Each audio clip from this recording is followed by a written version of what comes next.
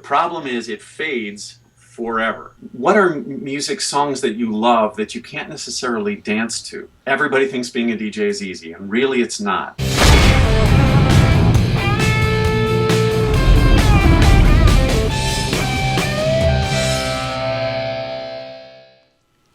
Hey there, and welcome to a special edition of Mobile Music Thursday, something that we promised a long time ago, and we're excited to be able to deliver on and have Jim Cerone back with us again.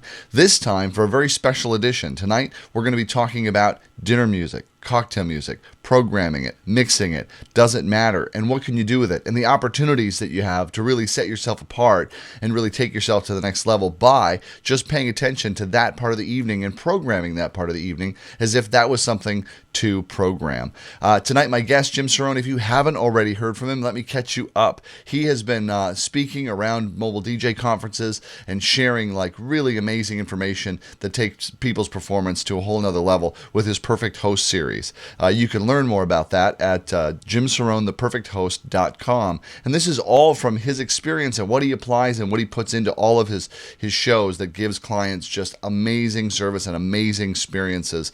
And in addition to that, for many, many years, he was a very devoted music director at a radio station, actually several radio stations. And so his entire life, cataloging music, programming music, auditioning music has been a major part of his entire lifestyle. It's just not something that he does as a DJ. It's a passion and something he goes through. I don't know anybody that goes through the catalogs of new music to really kind of check it out in advance more than Jim does. I'm always like just catching up and feel like I do a okay job. So it's really great to have Jim's expertise and insight, especially when it comes to programming dinner music on tonight's special Mobile Music Thursday. Jim, thanks for being on the show. It's my pleasure, Jason. I'm sorry I was a little late. The hair and makeup people just left. You have hair and makeup people, right? No, and it shows. You look great. You look really great. It's so fun to have you here. So let's just jump right in. Let's talk about dinner music. I take a jazz CD of multiple cuts of jazz and just throw it on during dinner and do that at every event. Good idea? Bad idea? What do you think? I'll be honest. I think it's a terrible idea. It's a really wasted opportunity. Each client is different, and as I sit down with each client and discuss what traditions they want to do in their timeline, I also talk about what music they want to hear. And the way I phrase it is, what would you play if you were having people over at your house? And that helps them realize how important that those 2 hours, you're talking about 120 minutes of time, typically for cocktail hour and for dinner hour, that are really essential to setting the tone, creating the atmosphere, making the mood, controlling the tempo and the pacing, and showcasing what their music tastes are. It's a way to include music for everybody. If you think of it, you're building trust with the audience from the minute the first guest walks in. And if they hear something they know and something they can tap their foot to, something that makes them happy, makes them think of a wonderful moment in their life, now you're, all throughout the time of cocktail and dinner, without saying a word, you're creating trust and letting them know there's going to be something for everybody tonight. You're going to be included in this. Wow, that's incredible. And how does that manifest itself, or how does that show up? Is that in the selections? Is it them hearing music that's familiar? I think it's in following a couple philosophies. Number one, ask your client. I always ask them a lot of questions. How many people are coming? Where are they coming from? Is there a big group from the East Coast, or are there a bunch of people coming from Texas? Are there Polish people coming from Wisconsin? Let yourself know in advance what the makeup of the audience is going to be. That helps you figure out what to play during cocktails and dinner. Find out their ages. How old are the bride and the groom? How old are their parents? Sure. And then I do this mental math. Most of us form our music tastes, and we're really listening to music in about the 8 years that we would normally be in high school and college. Okay. Your high school senior years, and then your freshman, sophomore through graduation of college years. Exactly. So if you think of mom and dad, let's say they're in their mid-40s. Well, what was popular? Probably the 80s when they were in high school. Sure. I used to think, when I've been doing this a long time. So for me, the parents' generation kind of started with Sinatra. Sure. And maybe the grandparents were covered a little bit with some big band music from the 40s or 30s and 40s. Mm-hmm. Well, you have to move that scale forward now because today's parents really are children of the 80s. Yeah.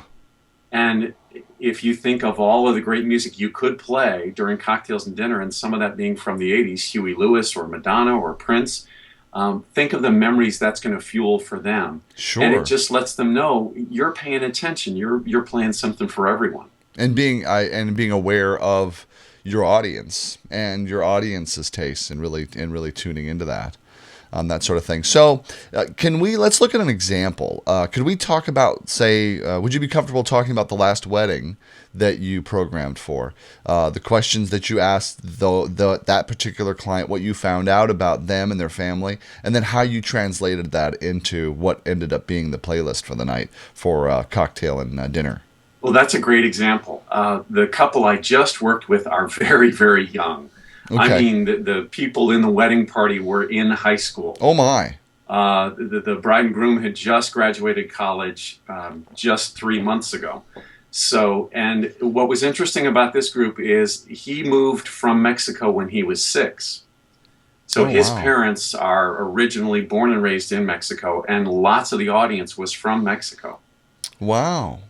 It was and another thing, an important thing to me is, where is the wedding going to be? So you ask all these questions about the age range and where people are coming from. And I also ask, what percentage is going to be your age and what percentage is your parents' age? Yes. That really makes the bride and groom stop and think and go, well, it's probably like 70% our parents and aunts and uncles' age, and only 30% us. Sure. It just helps open their eyes to that. But then I also take into account the venue. I ask them, what are you doing pipe and draping? Is there going to be a lot of big centerpieces? Is it at a very grand, old-looking place in our area called Union Station? Or is it a very modern place called D'Amour here in Indianapolis, which is floor-to-ceiling windows, all chrome and white? Sure. I take that into account when I'm plotting the music too. Well, what was their particular scenario? Where were they, and then how did that inform you? Yep, their names are Riley and Charlie. Riley's the girl, Charlie's the guy, and they, again, because of their age, I wanted to ask them about who some of their favorite artists are, and sometimes I'll say, what are music songs that you love that you can't necessarily dance to? Because I want to include those at some point during the evening, and cocktails and dinner is a great place to do that. What a great question! That's just a really great question. I mean, because when you think about, there are so many songs that you love to that aren't necessarily danceable, and to be able to include that is not, I wish I would have thought of that for my wedding. Well, it's just a great way to get them again thinking. Everybody thinks being a DJ is easy, and really it's not. And when you get this deep and you think this much through not just the dance part, but the cocktail and the dinner part, it gives you a chance to play a lot of their favorites that would kill the dance floor later. It gives you a chance to set the tone. Obviously, with cocktail and dinner music, I'm paying really good attention to the lyrics. You want to play happy, feel-good music. Okay. You don't want to play breakup songs or songs with dark minor chords. You want to play more Mazzy Star songs. Say that again, Jason. It's a No Mazzy Star. Well, Fade Into You, Mazzy Star would be a great one in like the first 15 minutes of dinner. Oh, really? Well, see, I thought that would be kind of on the darker side. I think if there's a song like that, I'll find a place for it. If there's music they love. Right. If the passion is there for it, you'll figure it out. Like, a Sinatra or a Bublé or something. Brick in the Wall by Pink Floyd. I did one that was all classic rock once because that's what the bride and her dad love. Sure. So if that's what they want, I'll figure out a way to make it happen. Right, it's their celebration. It's not like we're trying to make, we shouldn't be trying to, I don't think, it's an opinion, I guess, that we should try to make the clients fit into you need to fit into the wedding mold. This is appropriate for a wedding. People ask, do I play the same music for every wedding? No. I start with a basic template, and I think you do the same thing. Do you have some kind of playlist pre-made that you then pull things out of and add things to? Well, if we're talking about dinner music specifically, and cocktail hour, you from what I do, you go so much deeper than what I do. Really, you do in terms of exploring and crafting something for each individual, sort of thing. I have gone more of a preset, kind of offering up options. I've got 6 or 7 playlist options. The playlists are pre-made, so that I know that the tempos go the way I wanted. There's a nice arc and flow in the tempo, plus the male-female ratio. It's not all female or not all male.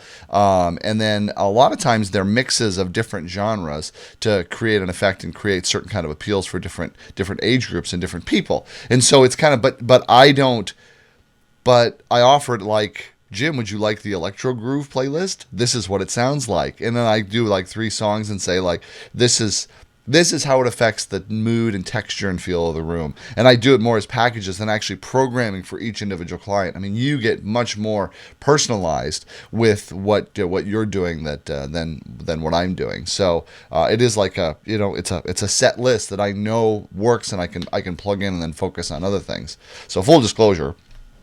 Well, you touched on a lot of stuff that I want to explore. The male-female ratio to me is really key, and I think this through to the nth detail. But our ears like variety.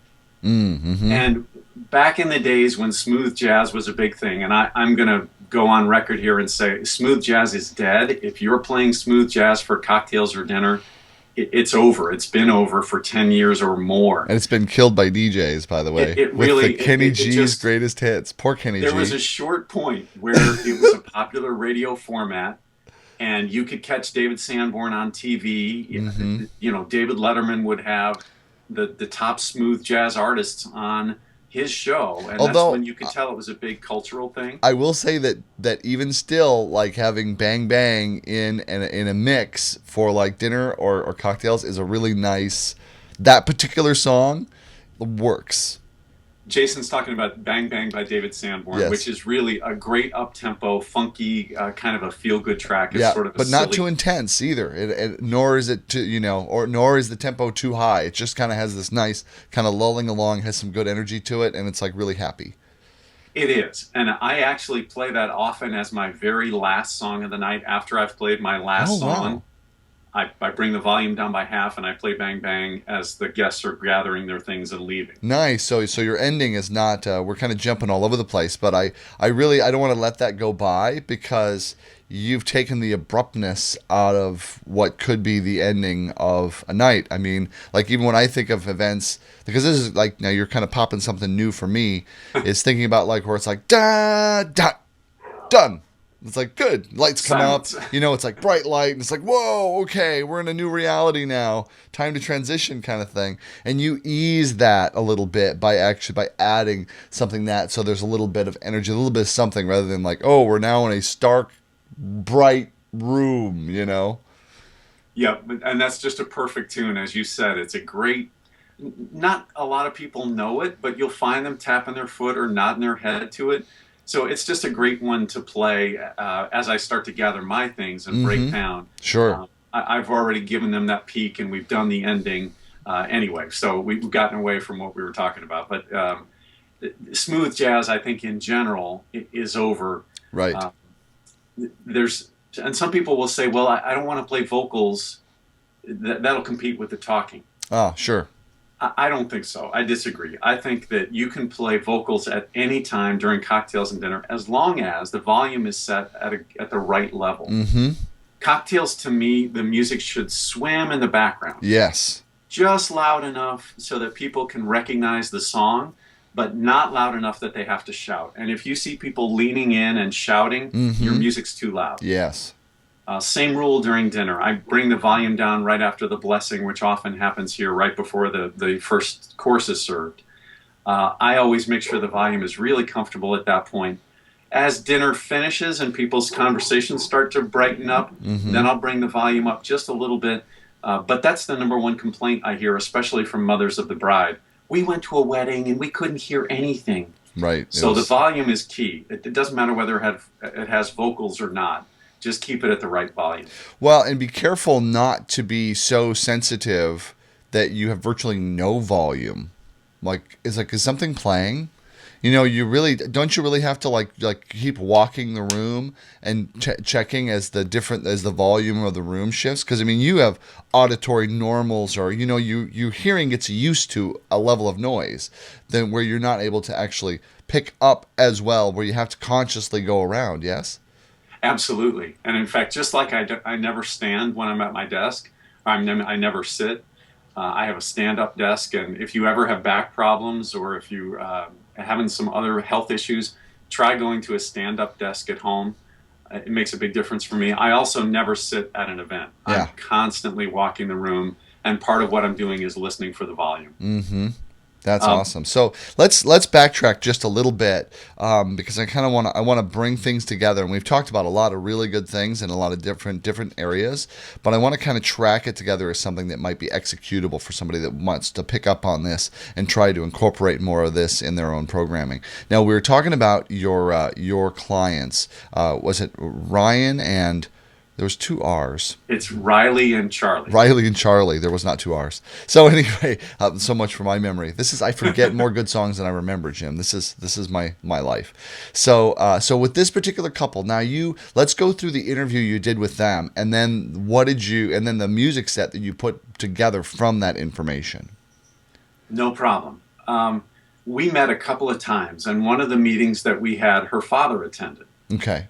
And I got a sense of how old he was, and as I was asking them about what they wanted to hear, I made sure that they were able to give me a list of songs. I usually ask for 10 must plays, 10 do not plays, and then who are your favorite artists? And I phrased that question by saying, I used to say, what radio stations do you listen to? Yeah.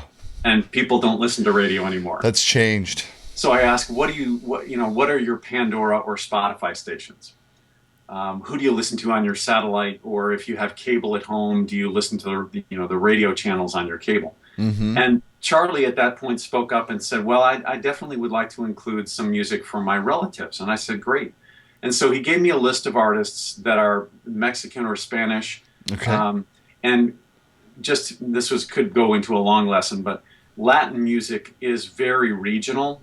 So you can't just say, I'm going to have these 20 Latin songs. I know these work for any Latin group, because they don't.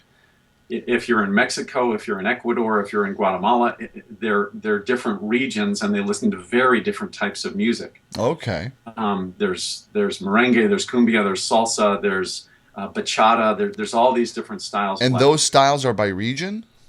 And they definitely go by region. And some of it is interesting. very traditional. It's almost like country and western music with an accordion. Yes. That's very traditional Mexican Ranchero, music. I think they call it. And then there's pop music.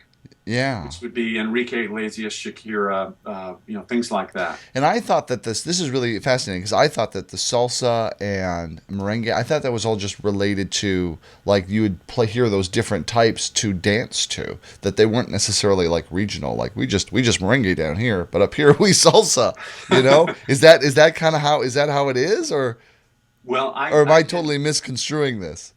I think it is very regional, and that's why you need to ask your client. And sometimes they don't know right. the style of music, but they know they like it. Sure. Mm-hmm. And so if you can get them to give you, 3 artists that they know they like, then you can do some research. Right. And we're throwing out a lot of different random things. Right. So Dad said, hey, I'd like to have some music that's regionally for the families, for the areas that they're in. So then, so that now you've got that on your plate as far as something that you need to research and include that. Those type of music that really speak to them in the region, that says like, hey, he's tuned in, he knows what we like, and now, so where else did the conversation around that time period go? We talked about volume. That was something that Dad was very concerned about, that it'd be at a comfortable volume. And what I did was just took. Let me grab the list, because that'll help us. Yes. I know that the bride's mom and dad loved the Carpenters. Oh, nice. So now you're talking about, some very soft 70s soft rock. Yes. And you're trying to mix that with Mexican artists. And interesting so it mix. was, it was really interesting and challenging, and I love a good challenge for me to create the playlist for them. Right, so that it sounds like it works together. It doesn't sound like, did we just go to a different planet? Exactly. And there's a couple of tricks with this. Oh, great. I use iTunes to create my playlists, and I usually create the cocktail and dinner playlist in advance. I don't mix them live. And I've had people say, well, how do you know? I know. I do a pretty good job of predicting down to cocktail hour is outside, and then the doors open and the guests are coming in. And I know what kind of a mood I want to create when that moment happens. Right. And I just pre-mix it. I create it in advance. And by gosh, when those doors open, that's the song that happens to be playing. That's the start time, and that's the first song that's playing. It's all a matter of time. You can do it in advance if you do your homework and you know you've predicted an accurate timeline of how long things are going to take. The other thing that I really stress is there should be no dead air. Even though I'm not mixing it live, I go into iTunes and I use the features in there to tighten every song. Oh, do you play this off iTunes as well? It depends. Often iTunes or the DJ program, which I use, which is for Macs. You can use it on your iPad, your iPhone, iPods. Which program do you use? It's called DJay. And you can use that on your iPad or your laptop? Or your phone. Or your phone? Wow. Yep. That's really, really universal. And does that pull off a little sidetrack here, but does that pull music from from a streamed source, or does it just pull from what is existing filed on your phone or device? It interfaces with iTunes. So pretty much anything you have in your iTunes library, it reads the playlists. So you can create a playlist in iTunes and then open it in DJ, and DJ will auto mix it for you. Working off the file hierarchy that's in iTunes, it just transfers that over and is the player for that. Right. So the music has to be on, like the same music and the same folders and all that have to be on your iPad as it is on your iPhone in order for it to work. Yes. Right. Okay. And so the last thing I do before I leave for an event, I always have 2 laptops. And there's a lot of really cool features in iTunes. Some people don't like the program. I love it, and I've figured out the ways to use it. You can create a playlist on one laptop and then export those playlists into, I use Dropbox. Then you can go from Dropbox and on your other laptops, import those playlists. And as long as all the songs match, then it will automatically put those playlists on that laptop. So it's a really quick and easy way to get all your playlists on all your devices. So you put that playlist in the iTunes on the other device. Yep. And since your music library matches, which is key, like the whole folder hierarchy matches on both computers, it'll find and pick up the files. Right. Great. Okay. Yep. Awesome. So you have this playlist. Now you were talking about you had tricks to mix the Carpenters and ranchero music. Well, I think it's really important to understand how songs start and end. So you have to really research your music. Does it have a cold ending where the song just stops? Yeah. Or does it have a fade? And if it has a fade, how long is the fade? And then you just listen to each song, and I use iTunes to tighten songs so that, boy, as soon as the next song starts, it starts. Now, how do you use iTunes to tighten songs? Is this information that's stored in the playlist then? That the player reads? It's kind of in each individual MP3 file. You do something called Control-I on any song in iTunes, and it opens up the start time and the stop time. Oh, wow. Okay. And you can tighten those down to the 10th of a second. Nice. That is an excellent tip. That's a great feature. I have lots of songs I would love to do that with that I'm always queuing past because I've been using just the queuing features in the memory of that in Virtual DJ. But if the songs were that way, it wouldn't matter what software I'm using. Exactly. Which is always a concern. Yeah. If it's reading the file from iTunes, then you can put it down exactly the way you want it, down to the 10th of a second at the beginning and also at the end. And some songs, the best example I can think of with this is Bonnie Raitt's Something to Talk About. Yeah. For the right crowd, when dinner's over but dancing hasn't started yet, that is a great song to play. The problem is it fades forever. Right. I mean, it just fades, and so it goes away, and your ears aren't perceiving it anymore. But it's still playing. Right. So what I've done for songs like that is I just go into GarageBand or whatever song editing program you use, and I create my own fade. Oh, okay. Oh, you just you fade it out quicker, so I it'll fade it out respond quicker. better. And this Yeah. and So this is this how you curate your entire library? yes.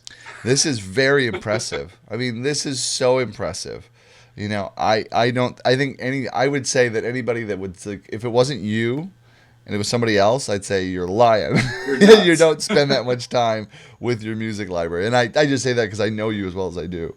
Well, So that's I mean that's awesome though because it's like all the work that you do when you're presenting your playlist, you're like this sounds good and you know that it's going to sound, rather than like I go through like, oh, I wish that was a little right, or I'm running it manually like I'm my assistant, like turn it up, oh geez, turn it down, or oh, fade out, or like why is that song in there, makes a that's all huge the stuff I difference. think through in advance. When I'm making their cocktail and dinner playlist, I'm listening to the segues from one song to the other. I'm rearranging the songs so that they have a better fit. I'm tightening. I'm editing. Another thing to think about is So how do you do that while you're doing all the MC things? Like it sounds like because you do a lot of you're very interactive and very involved, and you have a much of presence. I'm assuming maybe I misunderstand how you work. Like maybe during cocktail hour, do you spend most of your time behind the booth, kind of with the music, checking, doing that, or are you also doing that, walking around, engaging with people? I make all the cocktail and dinner music in advance. Oh, okay. So it's all set up in advance. So anything you go back to, you'll hear something and go, "Oh, I'm going to tweak that," and you go back and tweak it. Yeah, if something changes in the moment, if the timing is off, then I go and I rearrange the songs. But most of the time, I'm out walking around during cocktails and dinner. Okay. I've planned the music very carefully in advance. I've crafted the playlists in the right order and edited and tightened the songs, and then I just let it go. Often, I will set up an iPod attached to a Bose compact out in the cocktail area, Mm-hmm. and I'll have that same thing playing inside, and I just sync them up manually Oh, that's so that impressive. they're playing about the same thing. I know some people go to great lengths to do wireless. It's cocktail and dinner music. You I do what don't think works for it you. has to be wireless necessarily. Yeah. So how do you do that? Do you have an assistant, I don't. I usually work by myself, and I'm there 2 hours in advance, get everything set up, or do and you just like stand at your console and go play, play, pretty play, much. and then carry it out and hook it up? Basically, I mean, it's really more for my own amusement because guests aren't going to come into the main room anyway. Right. They're not going to necessarily hear it. Right. Exactly. But you're It's thinking just to like, keep myself what's the entertained. experience as I transition from this room to this room? You know? Exactly. It's like, what's But happening in let my me ears? read That's very Disney of you, where one music's going down, the other one's fading up as you're going into a new world. Wow. right. Let me read you Riley and Charlie's list Yes. because they told me her parents liked the Carpenters and Fred Astaire and Duke Ellington Wow. and Michael Bublé. Okay. And he mentioned some very unique songs. As he told me, I have a weird taste in music. Hmm. And to me, that usually presents a challenge. That Sure. means he likes Coldplay, which is sort of mainstream. Yeah. But he wanted at some point for me to play Sea of Love by Cat Power. Sea of Love by, is that another cover of the not Phillips. Is it Phil Phillips? It is, yep. Okay. Song? And it was in the movie Juno. Oh, wow. And it's one of those songs that for some reason people have a real passion for. They like it a lot, but it would kill a dance floor. Yeah. Or it So wouldn't be, well, you wouldn't slow dance to it either. not really, not this version. Okay. But during dinner, it was perfect. Well, yeah, because you want something a little bit having a little energy. You don't want it to be sleepy. So let me just I'm gonna do just a sidebar question, and then we'll continue with where we're going, and that is your opinion on running classical music during dinner and cocktails. If that's the bride's preference, if that's what the client wants, then I'll create that for them. And I'll ask them specifically, what type of classical music do you like? Who are your favorite composers? What are your favorite concertos or Mm-hmm. movements? Um, Classical music is a whole other education. And I think for the right venue, if it's a very, very elegant wedding and Mm-hmm. that's what the bride and groom want to create, then I'll create it for them with their help. Okay, and if it's not like it just you got a bride that's just like, oh, that just seems like the thing to do, because it's formal. Well, I would just ask her a lot of questions, and I would say, okay, and if that's what she wants, Mm-hmm. then I would use my knowledge and I'd do more research, and find out. But there are recognizable classical songs. To Mm-hmm. me, the perfect cocktail or dinner song is a piece of music that people have heard somewhere at some point. Okay. Oh, so familiarity is still a Familiarity is key. really key. Okay, that's really fascinating. And something I talk about in my seminar is song sandwiches. Yes, I If you like are going song to play sandwiches. something unfamiliar, you put it between two songs that are very familiar. Okay. So I'm always thinking song to song. If I go somewhere unfamiliar, I need to come right back to something familiar. Mm-hmm. But with classical music, you would need to pick melodies, Ode to Joy, um, Eine kleine Nacht, which is a Mozart song that you Mm-hmm. probably don't know when I say the title, but you would know if you heard If it. I heard it, yeah. Mm-hmm. So that's a whole nother thing. You'd need to go and do some real research. A neat feature in iTunes, anytime somebody tells me an artist that I don't know, Mm-hmm. if you go into iTunes and you type Laura Pausini, which is one of the artists that Charlie wanted, I was aware of her. I knew she was a Latin artist, but I don't really know what her most popular songs are. Mm-hmm. If you go into iTunes, you type in Laura Pausini, and then on the right-hand side, there's a thing that says popularity. Mm. Click on that, and it will rank those songs by popularity. Oh, These are the sure. people that are buying the most of this song, this song, this song, and then it declines in popularity. Right. So if there's an artist that you're not familiar with, that's a great way to go say, okay, these are the most popular songs that obviously people like. Mm-hmm. Then you can listen to each of those and see, is this a good cocktail song? Would this be a good dinner song? Mm-hmm. Is this too dark? Is this, and when you don't know the language, that's where I went to Charlie and I said, okay, now you got to tell me what these songs are about. Because I wasn't familiar with them. Are they going to fit during dinner, or are they about heartbreak? Mm-hmm. Things like that. Right. So that's another important What is she part. saying? I sank Yeah. your ship. I stabbed your dog. It's a beautiful song. Let me read you what I made for dinner, Okay, great. knowing all of that background. Yes. So the doors open, Mm-hmm. and the guests are coming from where there was a mariachi band playing. They're coming into dinner. And so the first song I played as they're all walking in was Clocks by Coldplay. Oh, okay. And that has a really cool, Yes. Oh, yeah. Kind of. It's kind like of a you're let's say grand, you're kind of coming into an environment like where it's like, wow. exactly. Yeah. I So love that that to ramp. me set a great tone. And then I followed that up with Steppin' Out With My Baby by Fred Astaire, Oh, great tune. which is a great version Oh, of by that Fred song. Astaire. Okay. And Yeah. again, that was an artist that her father told me he liked. Mm-hmm. Yeah. I didn't know that. I have another version of that by There's a Brain Tony Freeze. Bennett. Tony Bennett is the one. I love that. Love that. It's not even very old.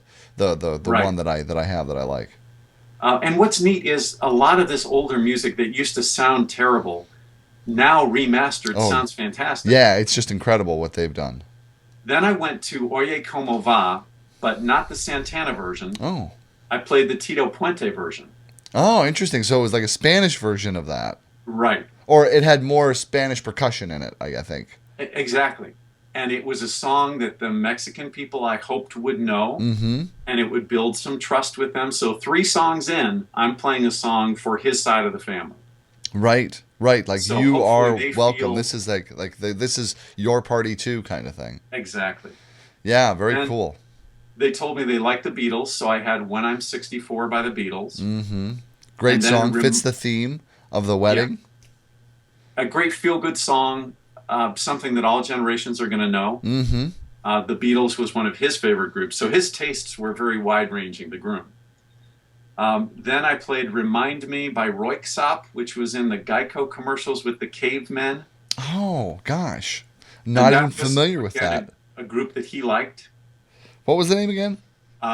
Remind Me, and the group is spelled Royksopp. I have to go check that out. I discovered the submarines through a app commercial for Apple. Yeah.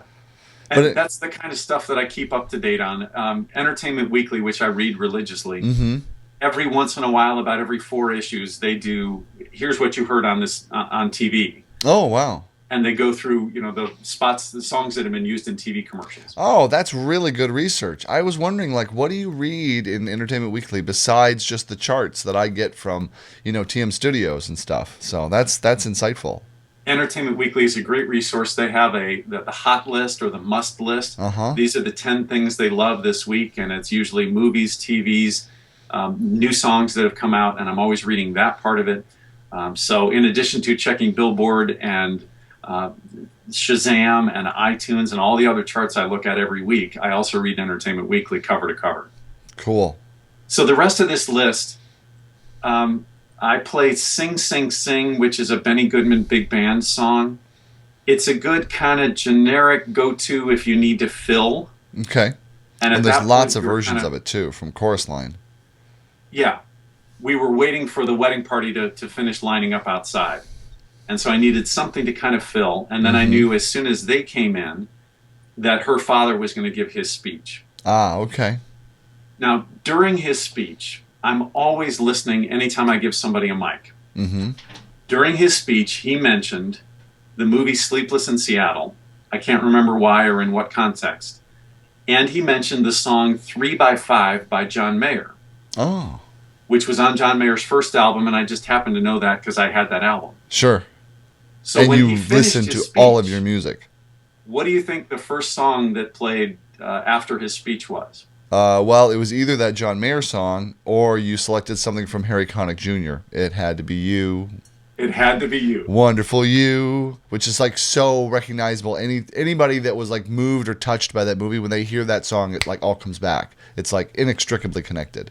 So even though I had pre-made the dinner playlist, I stuck that one in there right after his speech finished, and he knew right away. He and his wife both looked at me. Yeah. And had big smiles on their faces. Right. Now, you don't want to be too cute or clever too much. But that's so subtle. It was great. And it's so subtle. It's like, one of the things that Bill and I talk about in the entertainment experience all the time, and the best person that illustrated it that I've ever heard, pardon my brain fart, I don't remember his name, but he's one of the writers in Toy Story. If you just did a search for TED Talks and went, Toy Story writer TED Talk, it would come up. But he talks about, in storytelling, you want to give your audience, don't give them 4, give them 2 plus 2. Let them put it together. The delight is in them putting it together, And the what you just did is you created the experience of almost like being in a movie. Where we talk about, what's the soundtrack of our life? And imagine if there was a soundtrack going as we were going all the time in our life, kind of thing. And you created that in that moment.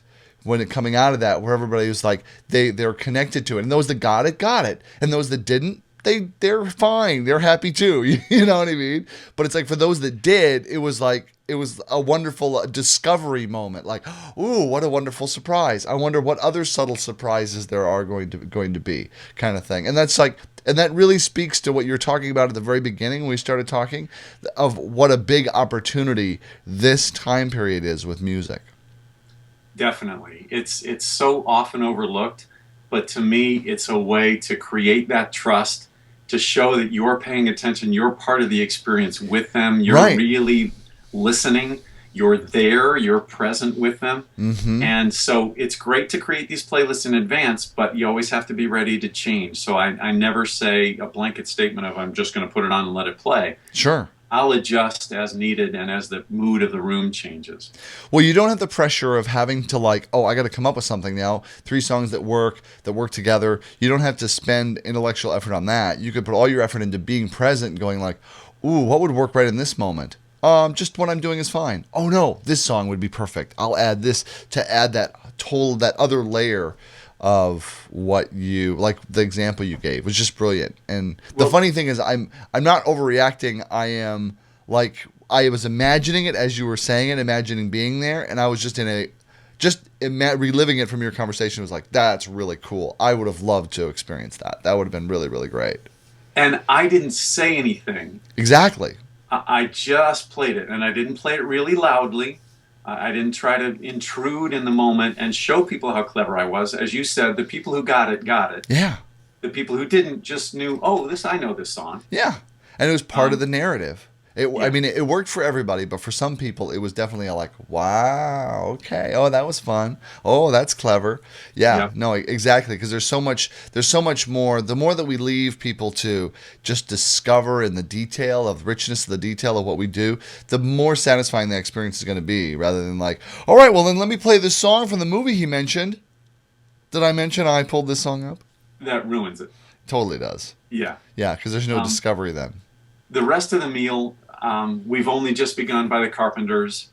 Would I normally play that? No, but I knew they loved that song, and I know it's kind of schmaltzy, Mm-hmm. so I tried to follow. And these are almost all of these are music that they picked or told me that they liked. Okay. So keep that in mind as we go through. Then I played "The Way You Look Tonight," the Michael Bublé version, which they specifically said they wanted. Mm-hmm.